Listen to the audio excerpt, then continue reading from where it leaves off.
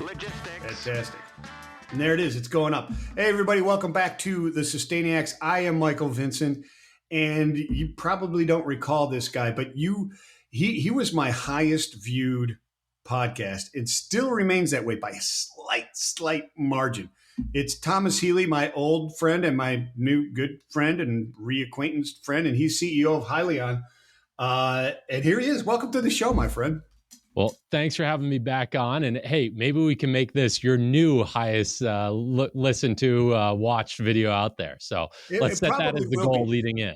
It might be. I don't know. You know, you had some investor fans, let's say, back there that were not entirely enthralled with the fact that you were on such a lowly podcast as mine.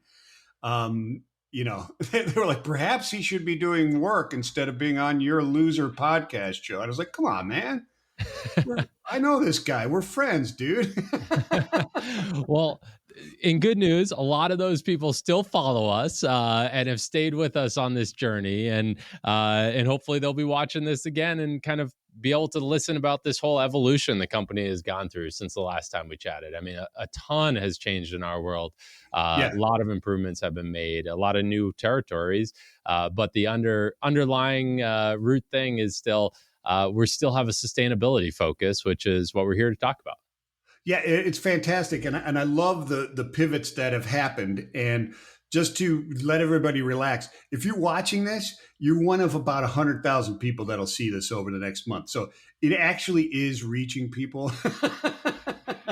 and they are actually decision makers across the globe now, which is fantastic. Because when we first talked, it was all North America. Now it's only about 63% North America. It's awesome. Is here. The rest of it is a little known island off the coast of Brazil. No, I'm just kidding. It's Europe and Asia. That you've got a server running, just continually watching videos now. Exactly, and which is why you're on, because you gave me the sustainable electricity to run it all the time and just have these. No, that's all. That is lies. None of that is true. So let's go through this, because the first time you came on, you were on sustainability. You were on Sustainiacs, but it was really centered on freight, and that's where you and I both we met.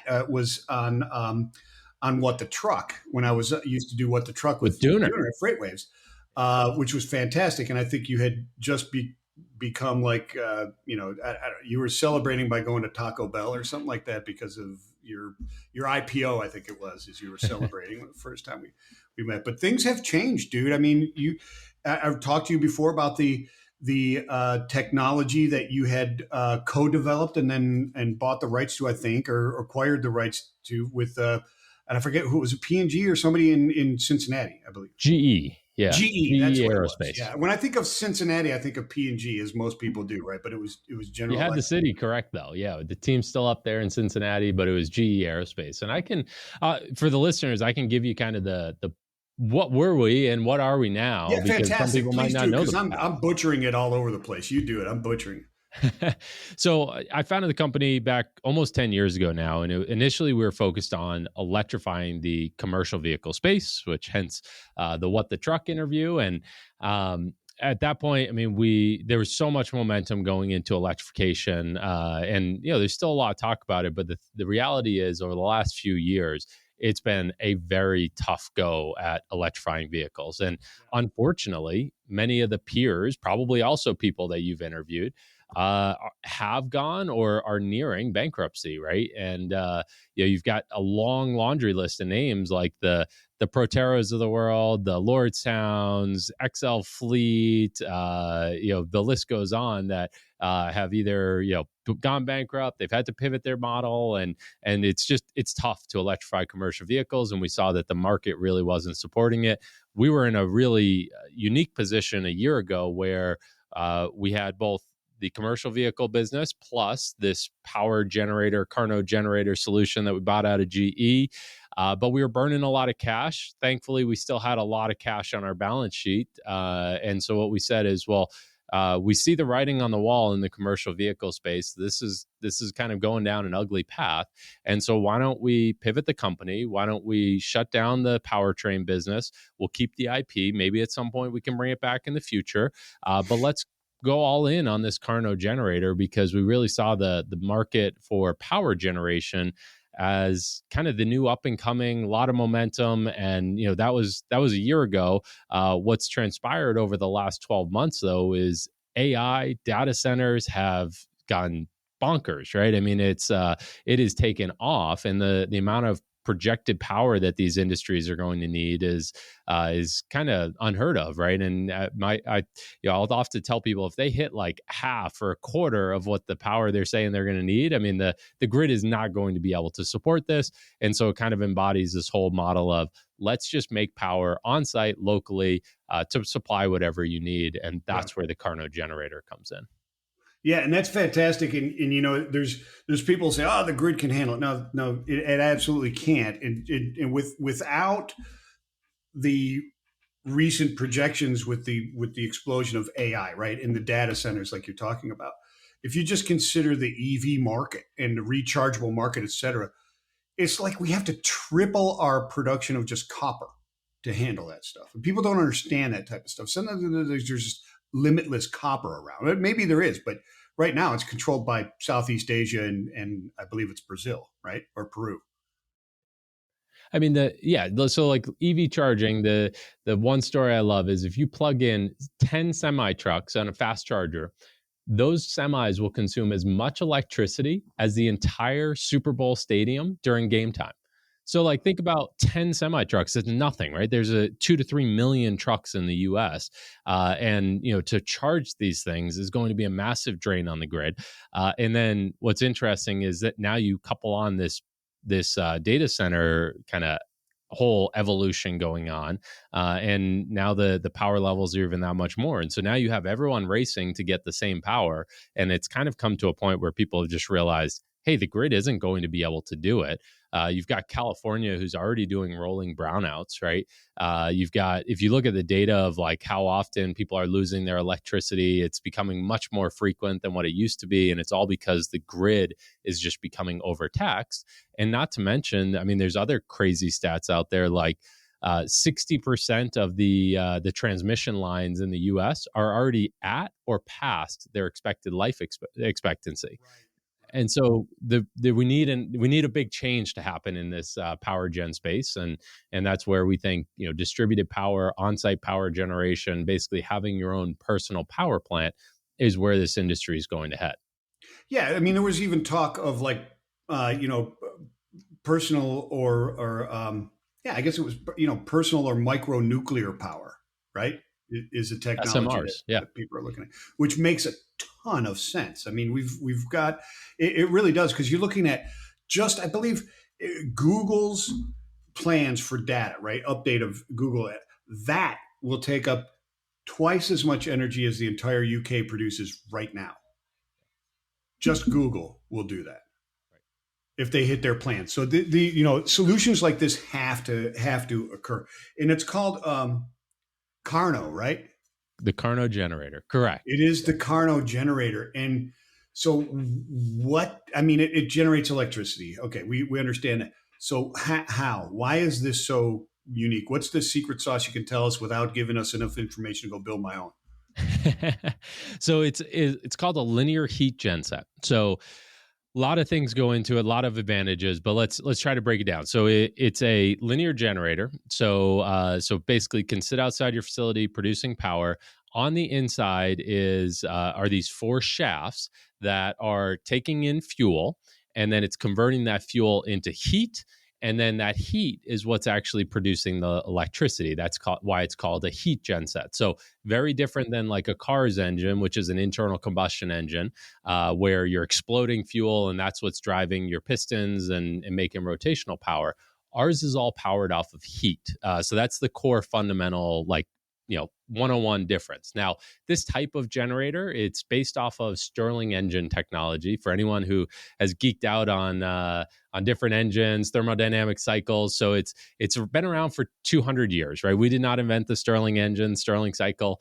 It's been around a while, but the problem has been no one's been able to really commercialize it and bring it to market to get the benefits of what's possible with Stirling. So what we did is we said, look, the drawback, or what's been the challenge, is manufacturing. It's very difficult to make the geometries, the components that go into a Stirling engine. So what we did is we said, well, what if we use 3D printing or additive manufacturing to make those really key components that matter for efficiency and performance of the genset, and allow kind of take this 200-year-old tech, apply 21st century manufacturing techniques to it, and that's been the unlock. And so we, to run through some of the benefits, we're getting near, or in many instances better, power plant level efficiency out of a box that can fit in the bed of a pickup truck.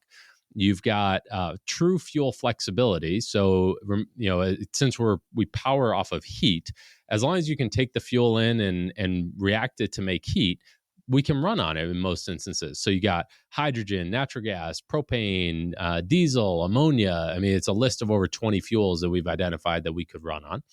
You've got ultra low emissions coming out of it. So we're talking like single digit part per millions, NOx and CO emissions. And then since you can run on the hydrogens of the world, it can be zero carbon emissions. And then the other really important thing that kind of is this unlock is very low maintenance and noise and small footprint. So it's just practical for people to be able to adopt it. So we like to equate it more to think about, adopting an air conditioning unit at your facility. One, when you're building a new building, it's kind of like a no-brainer. Yeah, you're going to put an AC unit there. And two, you expect that, hey, it's pretty low maintenance. I'm going to plug and play and kind of forget about it. And when I need it, it's there. That's the same philosophy that we're taking with this generator. Very different than when you think about like a truck's engine. You need constant oil changes. You need a lot of maintenance going on in the system. We've tried to really make sure this is a plug and play. It's going to sit there and run with pretty low intervals on the maintenance side. So, right, so I know I threw a ton at you, but no, that's fantastic. That's now we get to unpack all of that, which is when you talk about the maintenance issues and stuff like that, or how it works. There's very low friction inside of the generator, right? So that's what you're implying, obviously, by saying low maintenance, et cetera. There's no, like you said, you're not combusting fuel and having drive shafts and piston rings and all this other kind of stuff that can wear out. Low friction on the inside of it. And you also said that there's low emission. So, but then it can also burn over 20 different fuels, right? That you said. So if you're burning hydrogen, obviously emissions are, oxygen and water. They're oxygen and water, and you're losing some of that mass, obviously, to the energy. Otherwise, you've got perpetual energy, which doesn't work. Doesn't exist. Unless that's yet. Like the next uptake you're going to come out with. There might be some physics laws that might not allow that one, but we'll see when we get there. we're working on it. We'll let you know later. Yeah.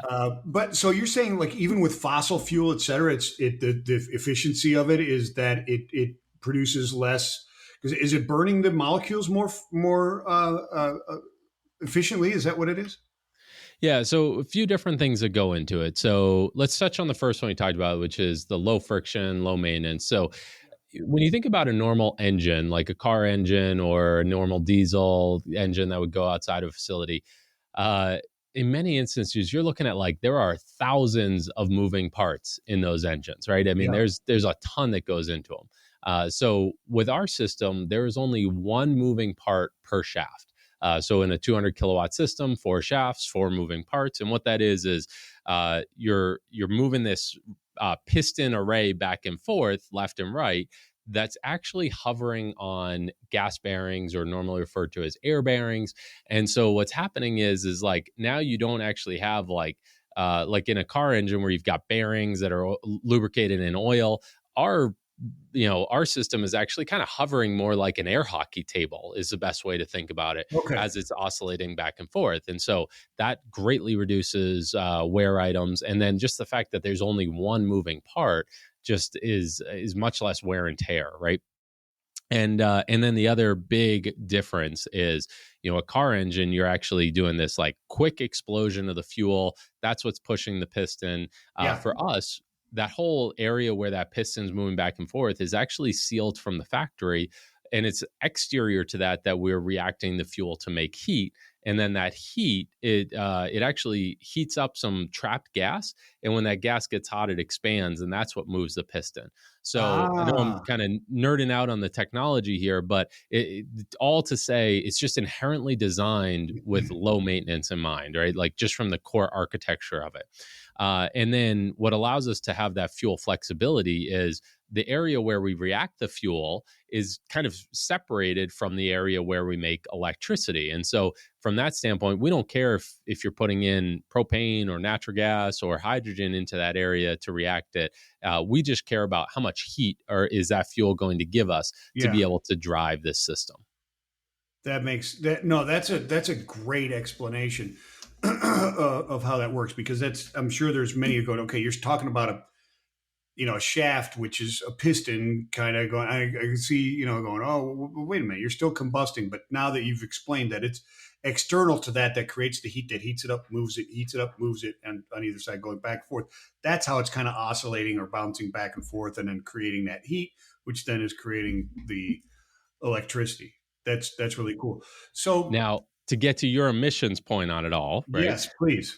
So, where we react the heat, we're using this, or where we react the fuel to make the heat, we're using this kind of new age advanced technology called flameless oxidation, which is basically we're doing a low temperature reaction of the fuel, we're suppressing oxygen levels, and we're recirculating exhaust gas back into it to do that suppression of oxygen levels. And so what that does is it allows for a much cleaner burn, so that allows for low NOx, low CO levels. And then the other advantage we have is when you compare us to a internal combustion engine, think of like your car, you explode that fuel, it pushes the piston, but now what you're trying to do is you're trying to remove that exhaust gas, quickly bring in fresh air, bring in new fuel, react it again. So your time at which you're actually reacting the gas is very quick. Versus our process, it's more like think of like your stovetop, right? Where you set your burner on and it does a full reaction or more of a complete reaction of the fuel. That's more how we're operating, because we're trying to produce heat. We're not trying to create an explosion. And so that allows us to actually fully react to the fuel, or more wholly react the fuel. And that allows us to drive emissions levels down as well. So it's like a lot of things kind of coming together all towards this mission of reduced emissions. And just to put some numbers to this, like with no after treatment system at all, so no catalyst, no DEF system, we're looking at like low single digit part per million NOx, low single digit part per million CO levels, which to put that in comparison, that's like surpassing California's latest and greatest emission standards with no after treatment system at all. Oh, wow. And so I would imagine the efficiency of producing electricity versus, from a given amount of fuel. Let's just take a traditional, generator that I'm putting fuel in, right, and cranking it. I just did it the other day. Um, am I getting better kilowatts per hour out of that fuel with yours? Yeah, so you are. So to kind of give you the range of stuff, if you think about like your emergency backup genset, or like you go to Harbor Freight, buy a genset there to, you're probably only at like in the 20s in terms of efficiency. It's pretty low. It's pretty bad. And so that means like for every molecule of fuel you bring in, only about, let's call it 25% of that fuel actually goes towards making electricity. The rest is getting wasted as heat or other inefficiencies. Gotcha. And then when you think about like a truck engine, right, you're probably in that 30 to 40% sort of a range. And remember, you have to take that and convert it to electricity. So that you often kind of get to like in the 30s. With the KARNO generator, we're at a 50% fuel to electricity power output. So that's a pretty big step change. Now, the next natural question is like, well, how does that compare to power plants, right? So if you look at the latest and greatest power plants that are out there, which they're only really being deployed in countries like Dubai, I don't think there are any in the US even, you're in the low to mid 50% range. So that kind of puts us like we're right in the same ballpark as the best major power plants that can be produced today. Now, if you compare that to what's actually deployed in the US, the US average wall outlet is about 36% efficient. So that means, fuel to electricity 36% versus we could be at 50%. Gotcha. Gotcha. That's really, really, really interesting. And plus, and that's just the efficiencies, because I never really thought of that when I was looking at EVs and discussing EVs with people, et cetera. And it's interesting they brought that up, because I'm like really late to the game. I just started reading about the efficiencies of the actual power plants, I don't know, 2 or 3 weeks ago. And it was someone who was arguing for EVs, saying, no, the efficiency is actually all that is actually tremendous. And it is better, I guess, than pouring gas in an ICE engine, right? But it's not fantastic by any means, right?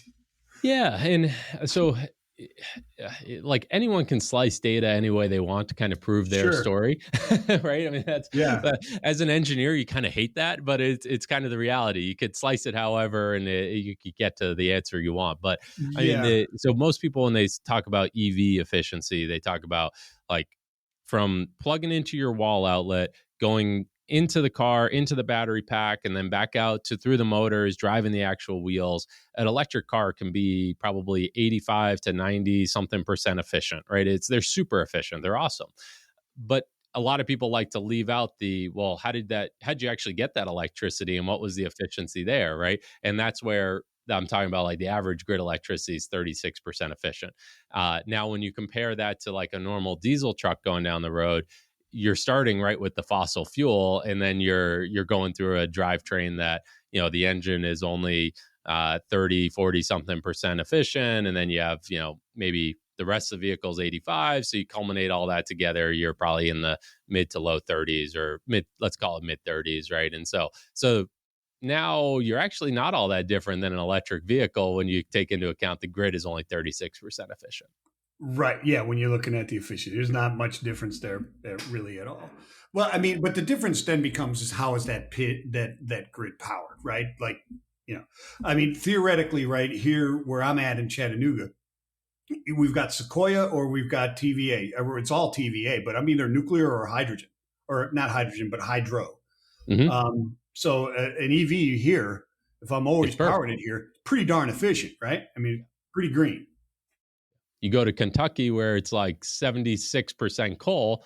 Yeah, a little bit different of a story. Yeah, it's a completely different story. So let's talk applications of this, right? I mean, so it is, and it is a developing technology, right? So the research is to get it past 50 to 60% efficiency and so on and so forth, right? Does that come through design or fuel or both? So it comes from design. So actually, strangely enough, and this is first time I heard it, I was like, no, that can't be true. But we get similar efficiency whether we're running on diesel or natural gas or hydrogen, because you more need to look at what's the BTU, the heat content of that fuel, the energy content of that fuel. And regardless of whether you're natural gas or you're propane, we're going to extract about 50% of that fuels into the heat needed to power it. So end all be all, you're going to have about the same efficiency regardless of what fuel you're on. But if you're running a very low energy content fuel, you'll consume a lot more of it, but you're still at about a 50% efficiency. So that's a little bit of a mind twister there, but that's the way the physics behind it actually works. And so more what we're hearing customers are looking at is like, well, what fuel is available to them, right? What's the cost of that fuel? And the reality is most people are saying, hey, natural gas is by far my cheapest fuel. And so that's what I'm going to run on. But I like the ability that in the future, if hydrogen becomes more prevalent, if there are mandates that force me to fuels like hydrogen or ammonia, then I've already deployed infrastructure that's kind of future-proofing myself, versus if I just go buy a diesel engine today, I'm never going to get that to run on hydrogen in the future. Right. Because it's fuel agnostic is one of the things you kind of used the first time we spoke. And that's not 100% true, but I mean, for all intents and purposes, it is. But I'm not going to throw like a piece of wood in there and light it on fire and go, hey, we're good. Yeah. So yeah, there are limitations, but most gaseous fuels, even liquid fuels, we can run on. And so yeah, no wood. We haven't solved that one yet, but yeah, no gaseous and liquid fuels. Yeah. It can switch between. We actually just demonstrated. It was really cool test to see where we started running on natural gas, and then we started infusing syngas into the fuel line, and then we started switching over towards hydrogen. So we were actually like switching what fuel was going into the generator on the fly, and the genset was able to respond accordingly, change how it was operating to accept that new fuel, which was pretty cool. Like you don't even have to shut the thing off in between switching fuels. It's absolutely fantastic. So, what do we have left here? About 5 minutes I got you for maybe next? Yeah, Are we over? I'm good for 15. So, All right, fantastic. So let's talk about application. Where are we putting this stuff? Am I putting one in my backyard for the next time I lose power here in Tennessee, or what's going on?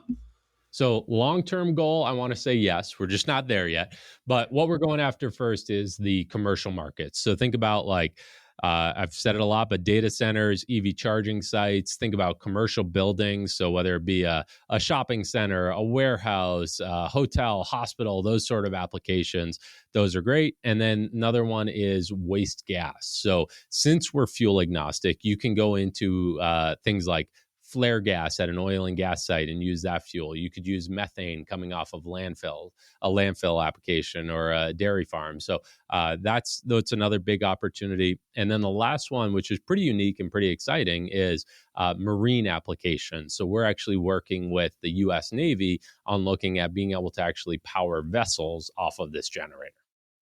Oh, really? And well, you could power vessels, but you're carrying the fuel with you, right? Yeah, so you think about the Gotcha. Navy. It's the unique use case where they want some fuel flexibility, so it will run on diesel, but Right. they actually need it to be able to run on fuel that's been contaminated with salt water. So we have to test for that. We've done that. It works well. They want a solution that has very low noise, very low vibration, so that the ship Gee, isn't why is detectable. that, Thomas? Yeah, no idea there. And then the last one is they're moving towards a philosophy where they need stuff to be extremely low maintenance. Because if you think about the evolution of the Navy, up until now, it's been all these manned vessels. You think of an aircraft carrier, you got thousands of people on it, right? You actually have people who are dedicated just to taking care of the engine. Oh yeah. Going forward, the military has been vocal about it. The world is moving towards autonomous. There aren't going to be people on these ships. And so that there's no one there to maintain the diesel engine when it needs an oil change, right? Yeah. And so that's where they need to move to solutions that are just inherently much lower maintenance. Gotcha. Like what was one of the recent ones was the manta ray, right? For the Mhm. that the high speed, low friction, unmanned submarine, Okay. basically, right? It looks like a manta ray type of thing. Anyways, you look that up; it's pretty cool. Yeah. You probably already know about it. You're not allowed to tell me your generator's already on it. Probably is No what I read. comment. No. Yeah, and you guys are responsible for all of the drone activity over northern New Jersey too, I imagine. I've been hearing about that one. I can confidently say we have no involvement in that. Excellent. Yeah, you've done your due diligence. You guys are clean, right? I absolutely love it. So, I mean, when we talk about these things as a solution, what are the range sizes? I mean, well, let me ask you this first. Can it be used to subsidize, or like you said, like you're already taking exhaust and putting it back in, right? So if you're in a situation like a Navy vessel or something like that, the exhaust from what is going on, can it not be pumped into this and reused as energy, or stored and then reused as energy, or condensed and reused as energy at a certain point? Or Yeah. So what we try to do with the exhaust is make sure that we've pretty much used any bit of fuel that's left in that right, cycle we've consumed, and that's where we are doing some of that recirculating of exhaust gas. So sure, once we're ready to kind of release it out of the genset, it's pretty much spent, right? So at that point, it no longer can be used as a fuel to power it.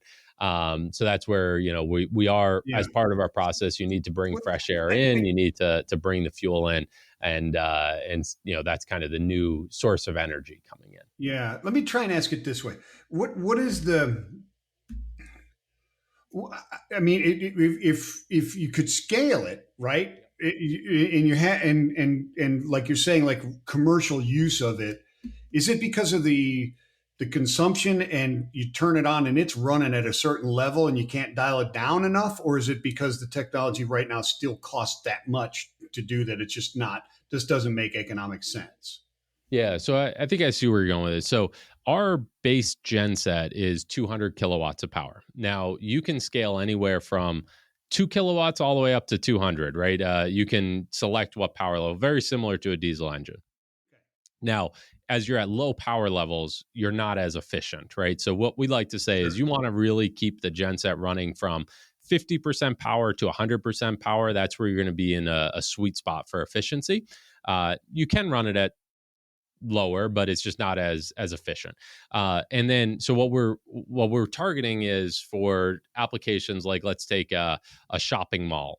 They probably need 2 to 3, like a I'm thinking like a Home Depot size sort of a building, right? You need like Yeah. two Okay. to three generators to run that sort of size facility, and so they can scale up and down on their power levels to get the desired amount they need. But you would have 3 assets sitting outside. Now, if you go into more of a data center, you're talking more like 10, 50, 100 megawatts of power needed. And so what we're doing is we're still using that core 200 kilowatt module, but we're stacking them together to get to that desired power output. Gotcha. Now, when you were jokingly, but we're hopefully going to be serious about it long term, talking about a household application, we would need to move to a physically different size genset. It would be much smaller than the one today. That's a new engineering undertaking, which is on our roadmap. We plan to get to it in the future, but for now we're focused more on that 200 and up type power level. Gotcha. Is so when you talk about, I mean, and people, you go check out the Hyliion.com and go to applications, their page, / applications / and you can see data centers, EV charging, et cetera, and go through there and read through these different use cases. It's tremendous stuff. And, one of the ones that really caught my eye was landfill and wastewater management, right? Or treatment, not only to power them, right? But to power and send the electricity elsewhere, right? I mean, I was just reading an article about, you have the new technology. It's becoming better and better from space to be able to see where the methane plumes are and how much is coming out and all that kind of stuff, right? So that's basically discovering locations where you can power a KARNO, right? Yeah. Yeah. And so there's methane coming off of tons of different sites, oil and gas, landfills, wastewater treatment plants, right? And everyone's cracking down on, hey, it's really bad for the environment to just let that methane gas off, right? So Yeah. that's where flaring has become very prevalent. But the reason that people often go towards flaring as opposed to making electricity is because the fuel has the gas coming off the landfill has a ton of different kind of particulates in it that if you throw them into a normal natural gas engine, it's probably be one of the last times you run that natural gas engine, right? Yeah, it can't handle It'll those work fuel. once. Yeah, the fuel impurities can't be handled.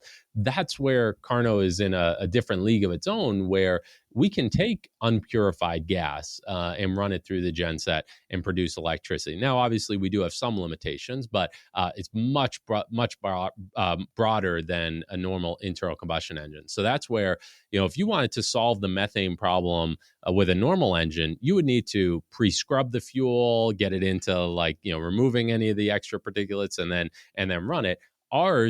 Our philosophy is more, just give us the gas that you got coming out of the landfill and we'll run it and we'll make electricity, giving you that positive byproduct. And so that's we think a pretty unique unlock for us. That is really cool. That is really fascinating stuff. So this could, and what I don't see, well, maybe I do see it here. I just haven't looked for it. No, it's not here. So I'm going to give you another one. And All I right. see that you have them nice even. You have 2, 4, 6, 8, 10. I'm going to give you an 11th one. So you're going to have to get that 12th, To residential keep the use. website even.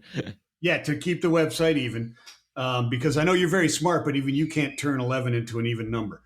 So, although it is symmetrical, uh, is remote locations, right? Is this not a solution for the remote villages of South Africa and South America, et cetera, as being a viable um, you know energy production, because it doesn't require um, a massive skill set that you have to retrain a whole society or individuals to run. You fill it up, it's pretty much good, right?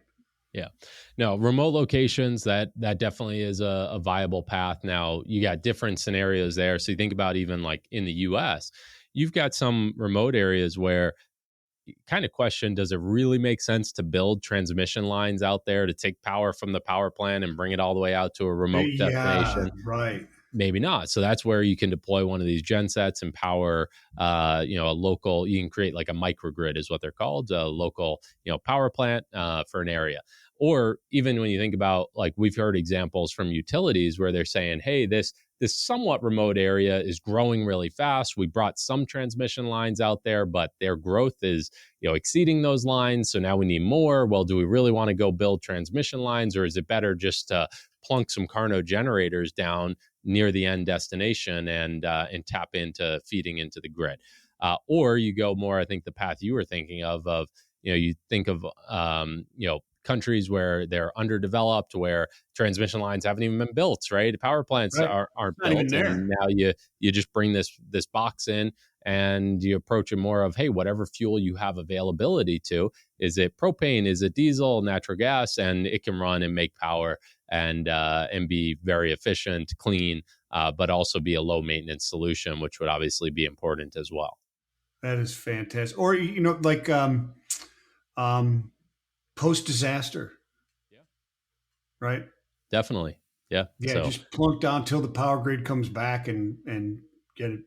But like what you're saying, even preventative, man. I mean, this happens to us, and it's happened enough times where it's just like, hey, let's do this, and um, just having it on your site, like you said, places where there's brownouts and brownouts can happen, et cetera.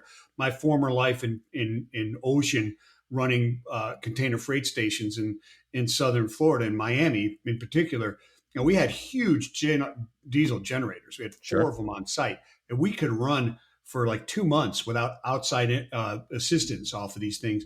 And the deal was we got energy discounts because the utility company in South Florida could fire up my generators anytime they wanted to remotely and put us on our own power. And it worked it that way to alleviate brownouts and those type. So that's the type of application that can be done with this as well in a much more efficient manner. Yeah, and so usually at this point it's like, okay, this thing sounds too good to be true, right? So like, to be fair about it, also, where are our drawbacks? Where are we not, the right Yeah, fit? It's more when you're just looking for emergency power, right? yeah, That's where we're not really the right fit. Our philosophy is, if you own our genset, you want to be running this thing 24/7, gotcha, 365. It's basically a gotcha. power plant.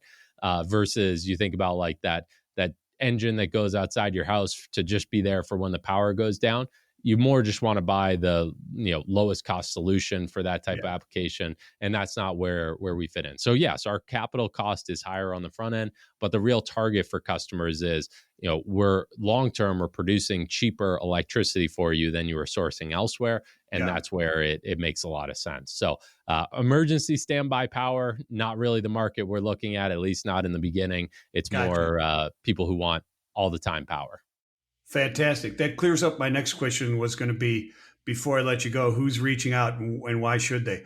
We've got that. Are they just going out to Hyliion.com?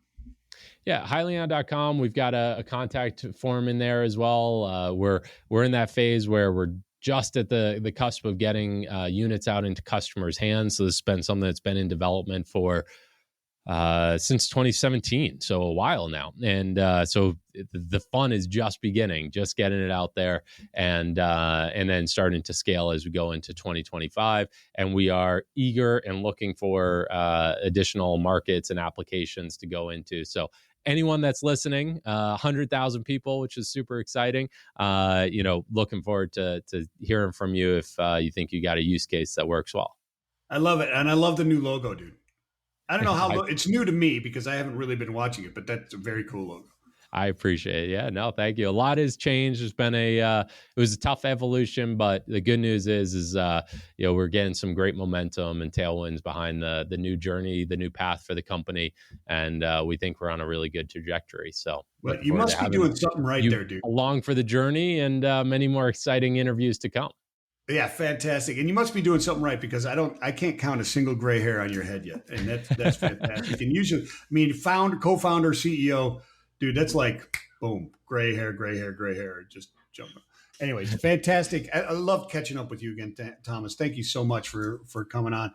And everybody, thank you so much for downloading and tuning into the Sustainiacs. Until next time, I'm Mike Vincent. Peace and love.